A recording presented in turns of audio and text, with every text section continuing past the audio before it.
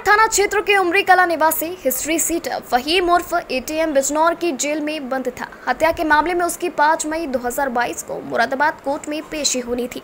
वहीं Bijnor police line में तैनात रहे सिपाही राहुल कुमार और दिनेश कुमार उसे बिजनौर जेल से मुरादाबाद न्यायालय में पेशी के लिए लेकर आए थे। वहीं कोर्ट में बिना पेशी के ही सिपाही फहीम को कार में बैठाकर पागवड़ा के हाशमपुर चौराहा स्थित उसकी पत्नी से मिलाने ले गए थे। यहाँ फहीम और उसकी पत्नी दोनों सिपाहियों को एक कमरे में बंद करने के बाद दूसरी कार से फरार हो गए थे। वहीं इस मामले में पागवड़ा थाने के तत्कालीन प्रभारी रंजन शर्मा की तहरीर पर फहीम एटीएम और दोनों सिपाहियों के खिलाफ केस दर्ज कर लिया गया था। इसके बाद सिपाही निलंबित कर दिए गए। उनको कोर्ट में पेश किया गया, जहां से उन्हें जेल भेज दिया गया। वहीं इस मामले में डीआईजी शलम माथुर ने एसएसपी मुरादाबाद हेमंत कुटियाल को पूरे प्रकरण की जाँच के आदेश दिए थे। एसएसपी ने सीओ कटघर से मामले की जाँच कराई थी। जाँच में सिपाही राहुल कुमार और दिनेश कुमार के अलावा बिजनौर पुलिस लाइन के हेड कांस्टेबल गणना हेड मौर्य अशोक कुमार, प्रतिसार निरीक्षक RI Shiv Balak Verma, head constable MT Jaipal Singh, चालक ललित कुमार, इन सभी को जांच में दोषी पाया गया, जहां से डीआईजी ने सभी को दोषी मानते हुए सभी के खिलाफ विभागीय कार्यवाही करने के लिए एसपी बिजनौर को निर्देशित किया है। डीआईजी शलम माथुर ने बताया कि 5 मई को आरोपी फहीम उर्फ एटीएम पुलिस कस्टडी में फरार हो गया था। थाना पागवड़ा में इस मामले में मुकदमा भी दर्ज किया गया था। सूचना के आधार पर 3 पुलिसकर्मियों को इस मामले में सस्पेंड भी किया गया था। 2 पुलिसकर्मी फहीम को पेशी पर लाए थे और पुलिस लाइन बिजनौर में तैनात ड्यूटी मुंशी को भी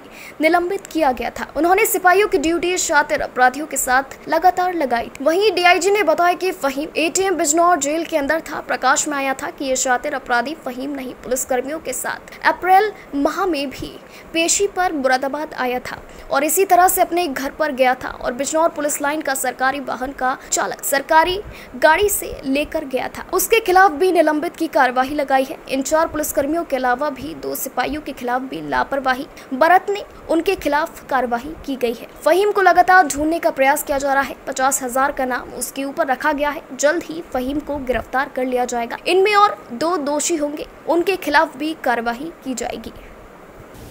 जी, जैसा आपको विदित है 5 मई को ये फहीम जो है पुलिस कस्टडी से फरार हो गया था और थाना पागवड़ा में संदर्भ के अंदर अभियोग पंजीकृत किया गया था। जो प्रथम दृष्टया सूचना के आधार पर 3 पुलिसकर्मियों को इसके अंदर सस्पेंड किया गया था।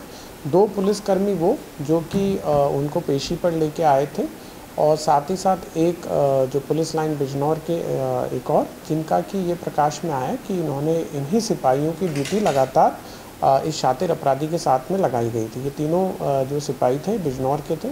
ये फहीम जो है प्रशासनिक आधार के ऊपर बिजनौर जेल के अंदर था, शातिर किस्म का अपराधी है और साथ ही इसकी जब प्रारंभिक जांच यहाँ पर मुरादाबाद के अंदर मेरे द्वारा निर्देशित की गई थी। प्रारंभिक जांच में जो और तथ्य प्रकाश में आया इसमें ये भी प्रकाश में आया कि 26 अप्रैल को भी ये जो शातिर अपराधी है इन्हीं पुलिसकर्मियों के साथ इस तरह से अपने घर पे गया था और साथ ही साथ जो है उसके अंदर एक जो पुलिस लाइन की सरकारी वाहन का चालक था वो सरकारी वाहन में इनको लेके गए।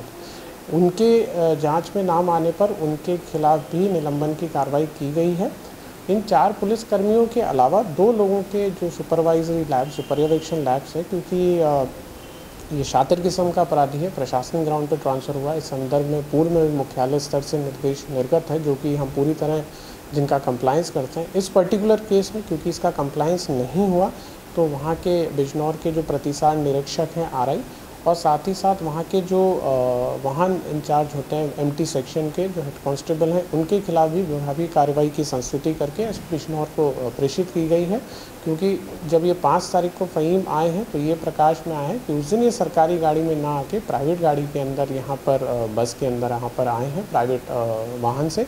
तो ये जो पुलिस की लापरवाही है इसके ऊपर कार्रवाई की गई। फहीम पे वर्तमान में 50,000 का इनाम है। टीमें गठित हैं हम लोग की, निरंतर रूप से उसका भी हम लोग पर्यवेक्षण कर रहे हैं और श्री फहीम और उसके जो और लोग इसके अंदर इन्वॉल्व हैं उनके ऊपर हम लोग कार्रवाई करेंगे। जल्दी उसकी गिरफ्तारी करी जाएगी और जो फहीम के भागने के अंदर भी जो मुकदमा लिखा गया था उसमें भी ये जो 2 पुलिसकर्मी जो उसको लेके गए थे वो भी नेम्ड हुए थे, उनके खिलाफ भी मुकदमा लिखा। और बड़ी कार्रवाई की इसमें संकेत मिल रहे हैं? जी, ये मेजर पनिशमेंट जो है उसके लिए कार्रवाई के लिए लिखा गया है। जो चारों पुलिसकर्मी हैं, दो जो उसमें मौके से जो थे साथ में फरार हुए हैं, साथ ही के साथ वो गन्ना मुंशी जिसकी ड्यूटी बदल के नहीं, एक ही दोनों पुलिसकर्मियों की लगातार ड्यूटी लगाई गई, और साथ ही साथ वो पुलिसकर्मी जिनके द्वारा इनको इस तरह के शातिर अपराधी को जो है वाहन उपलब्ध नहीं कराया गया सरकारी और ये प्राइवेट के अंदर आए, जिससे कि उनको भागने का और मौका मिला। इन चारों के खिलाफ मेजर पनिशमेंट जो होती हैं उसकी कार्रवाई की जा रही है, और शीघ्र जो आगे की कार्रवाई होगी प्रोसीडिंग्स पूरी होने के बाद उससे आपको अवगत कराया जाएगा। सर, ये कमियां हैं या मिली भगत है? जी, ये अभी प्रथम दृष्टिया तो ये प्राइमरी जो प्रशासनिक कार्रवाई हुई है वो नेग्लिजेंस की है, और जैसा मैंने बताया जो भागने की कार्रवाई हुई है उसके अंदर 2 पुलिसकर्मी भी नेम्ड हैं, और अभी हम लोग की विवेचना इस संदर्भ में चल रही है।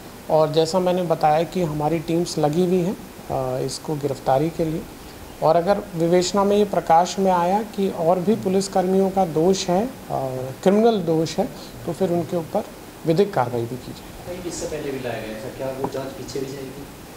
जी, यही तो जांच में आया है कि ये 5 तारीख को भागा है, तो 26 तारीख को जब भी आया था तब भी यही 2 पुलिसकर्मी इसको लेके आए थे, और उस दिन जो सरकारी वाहन के साथ आए थे, और उसके बाद उसके घर पे भी बागबाड़ा में उस दिन भी गए थे। ये पूर्व की जो इसका आना है उसका जब हम लोग के द्वारा समीक्षा की गई तो ये तथ्य प्रकाश